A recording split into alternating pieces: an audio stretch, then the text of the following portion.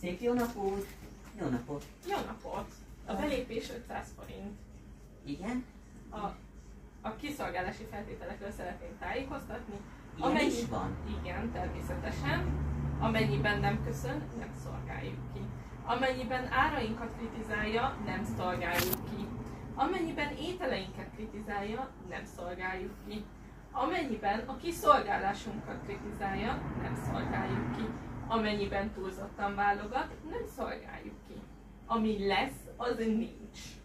Amennyiben úgy eszik, mint a malacok, legközelebb nem szolgáljuk ki. Kérjük kiszolgálás közben, ne telefonáljon, mert addig nem fogjuk kiszolgálni.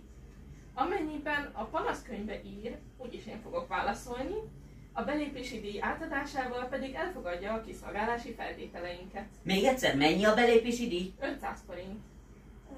Köszönöm szépen.